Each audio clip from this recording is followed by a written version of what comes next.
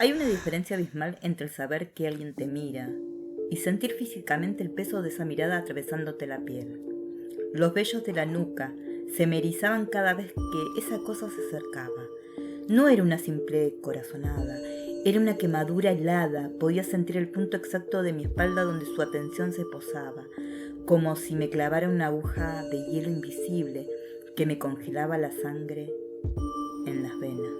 Si alguna vez sientes que el aire de tu alrededor se vuelve pesado, que el olor a azufre te llena los pulmones y que un frío puntual te recorre los tobillos o la nuca, no cometas el error de voltearte, porque si tus ojos se cruzan con los suyos, esa cosa no solo sabrá que estás ahí, sabrá que le perteneces.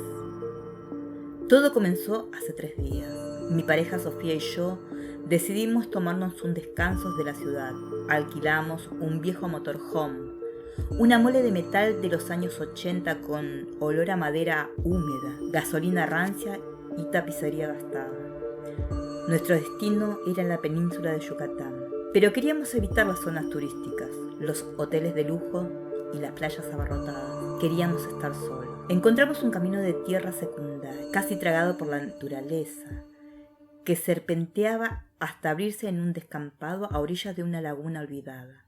El lugar parecía perfecto, pero el aire se sentía distinto desde el primer minuto. Era una atmósfera pesada, antigua, casi opresiva. El agua de la laguna no se movía. Parecía un espejo de aceite negro bajo la luz de la luna. El follaje de la selva baja nos rodeaba como una pared impenetrable de sombras. Al atardecer, mientras acomodábamos nuestras cosas, nos cruzamos con don Mateo, un anciano del pueblo más cercano que pasaba en una bicicleta vieja cargando leña. Se detuvo solo unos segundos al ver que nuestro vehículo aparcado junto a la orilla. Siempre recordaré su mirada. No eran de curiosidad, eran de lástima mezclada con un miedo añejo. «Hola», nos dijo. «No los quiero asustar, pero no se queden aquí cuando caiga el sol». Nos habló con una voz rasposa, rota por el humo del tabaco. «Este lugar tiene dueño», e hizo un silencio. «El guaychivo camina por estos lares cuando la noche se cierra. Yo sé que a lo mejor no me van a hacer caso, pero si escuchan pezuñas en el asfalto o en el pasto, apaguen las luces, cierren todo, y por lo que más quieran, no lo miren a los ojos». En ese momento Sofía y yo nos miramos. No dijimos nada, saludamos, pero cuando don Mateo se fue, nos reímos. Protegidos por la luz del atardecer y la soberbia de la ciudad, nos pareció el típico cuento local para asustar a los viajeros, una leyenda del folclore maya para mantener alejados a los extraños. Qué estúpidos fuimos, qué condenadamente estúpidos. Nos reímos y nos olvidamos. La primera noche transcurrió con relativa tranquilidad, pero la segunda fue el inicio de la pesadilla. Eran cerca de las 2 de la mañana. La oscuridad adentro del motorhome era densa, un claro oscuro donde la sombra de los árboles proyectadas por la luna dibujaban garras sobre el aluminio del techo. Sofía dormía profundamente a mi lado. Su respiración constante marcaba el ritmo del silencio. De pronto, el ambiente cambió. No fue un ruido lo que me alertó, sino la temperatura. El calor sofocante y húmedo de la selva desapareció en cuestión de segundos, reemplazado por un frío penetrante que me hizo tiritar. Mi respiración se condensó, como si estuviera dentro de una cabina, sellada, hermética. Entonces comenzó el sonido. Un rastro de pisadas. No eran pasos humanos, ni los de un animal pequeño.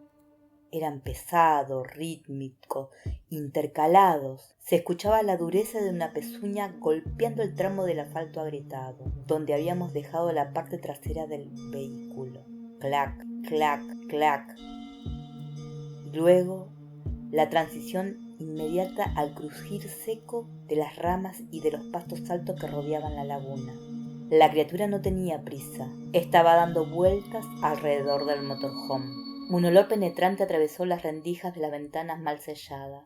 No era olor a estiércol, ni tampoco era común, ni era una descomposición ordinaria. Era una mezcla nauseabunda de pelo podrido, humedad rancia y un tufo químico a azufre que me quemó la garganta. Sentí ganas de vomitar, pero el miedo me congeló la mandíbula. Fue en ese instante cuando comenzó la sensación física. Uno sabe, vos sabés, que no necesitas ver a alguien para saber que te está mirando. Pero esto iba más allá. Sentí la presión de su mirada posándose sobre mi tobillo izquierdo. Un escalofrío helado, una vibración casi táctil, como si unos dedos invisibles y congelados rodearan mi piel por encima de la sábana. La mirada se movió lentamente y subió por mi pantorrilla. Se detuvo en mi cadera y finalmente se fijó en la base de mi nuca. Los vellos de mi cuello se erizaron tanto que la piel me dolía. Tenía la certeza absoluta de que del otro lado de la fina lámina de metal del motorhome, a unos centímetros de mi cabeza, algo, una estructura descomunal, me estaba observando. Traté de moverme para despertar a Sofía, pero mi cuerpo no me respondía. El miedo me tenía paralizado, encadenado a mi colchón. Mis ojos bien abiertos en la penumbra se fijaron en la pequeña ventana lateral. Y entonces lo vi. La cortina ligera estaba corrida apenas un par de centímetros. A través de ese hueco, la luz de la luna recortó una silueta que desafiaba cualquier lógica humana. Era una cabeza enorme, con un pelaje negro y apelmazado, coronada con dos cuernos retorcidos y gruesos que se curvaban hacia atrás. Pero lo grotesco no era la forma animal, era la estructura, la mandíbula. La mandíbula inferior caía de forma desarticulada, revelando dientes planos y desgastados, cubiertos de una saliva densa que goteaba sobre la hierba. Y luego estaban los ojos. No eran los ojos redondos e inexpresivos de un chivo. Eran ojos profundos, rasgados, inyectados en sangre, que brillaban con una malicia humana y consciente. Un destello rojizo y enfermo que parecía absorber toda la luz de la noche. El tiempo se detuvo y en ese momento a mi cabeza volvieron las palabras de don Mateo, como un eco ensordecedor. Si escuchás pezuñas, no lo mires a los ojos. Pero era demasiado tarde. Yo ya lo había mirado. Él sabía que lo estaba viendo.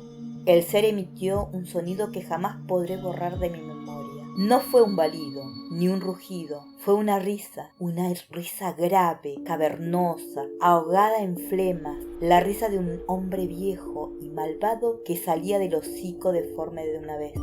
El motorhome se inclinó bruscamente hacia la izquierda cuando la entidad apoyó todo su peso contra la carrocería. El metal crujió, bajó con fuerza. La sensación de frío en mi nuca se volvió tan intensa que se convirtió en un dolor punzante, similar a una quemadura por nitrógeno líquido. Sudor frío corría por mi frente, pero mi boca solo podía emitir un gemido sordo y ahogado.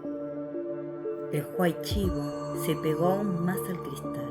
Su aliento caliente y pestilente empañó el vidrio desde afuera, dejando una marca grasienta. Pude ver el detalle horroroso de su piel, arrugada, llena de llagas, bajo su pelaje. Una mezcla repulsiva entre un anciano decrépito y una cabra enferma. Su mano, o lo que debería haber sido una pata anterior, se apoyó en el marco de la ventana. Tenía dedos largos, deformes, terminados en uñas negras y desgastadas, que rascaron la pintura del vehículo con un sonido agudo y metálico. Scratch, scratch, scratch. Iba a entrar. Tenía la certeza absoluta de que rompería el cristal en cualquier segundo. Cerré los ojos con todas las fuerzas que me quedaban, apretando los párpados hasta ver manchas de colores en la oscuridad de mi mente. Empecé a rezar en silencio, balbuceaba palabras incoherentes, pidiendo desesperadamente que la muerte fuera rápida. Sofía comenzó a gemir en sus sueños a mi lado, contagiada por mi ola de terror que inundaba el espacio. El frío en mi nuca se volvió insoportable. Sentí que la cara de la criatura estaba a milímetros de la mía, separada únicamente por la delgada capa de vidrio que se congelaba a pasos agigantados. No sé cuánto tiempo pasé con los ojos cerrados. Pudo haber sido 1 minuto o 10 o quizás horas, la verdad que no lo sé. El pánico que sentía borró cualquier noción de tiempo. De repente, un silencio ensordecedor cayó sobre la laguna. Las pezuñas no volvieron a sonar. El peso contra el costado del motorhome desapareció con un balance suave.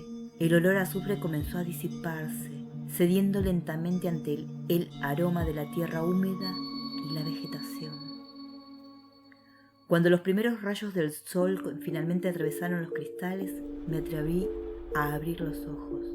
Sofía se despertó confundida, quejándose de un dolor de cabeza insoportable y una fiebre repentina.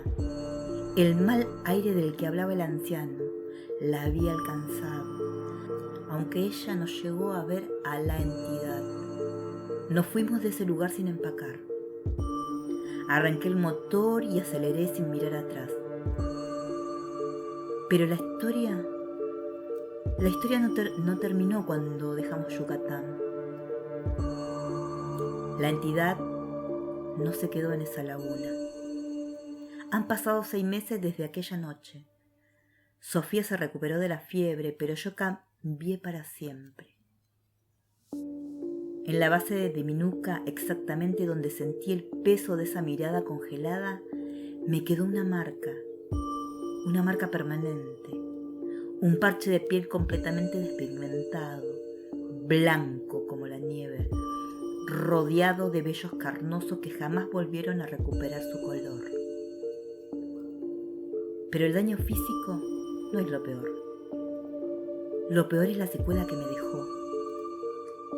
A veces, cuando cae la medianoche y la ciudad queda en silencio, me quedo helado en la cama.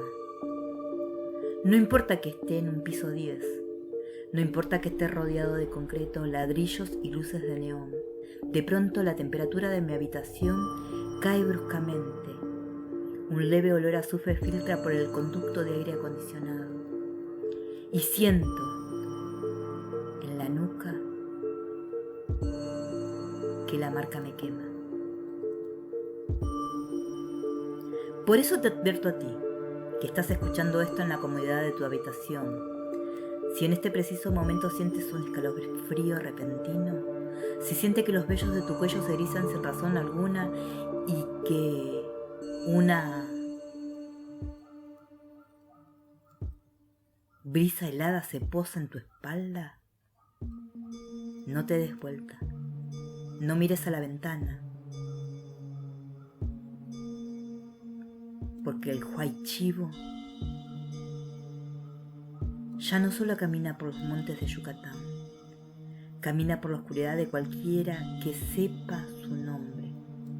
Y si cometes el error de buscar sus ojos, él se asegura de que nunca vuelvas a dormir en paz.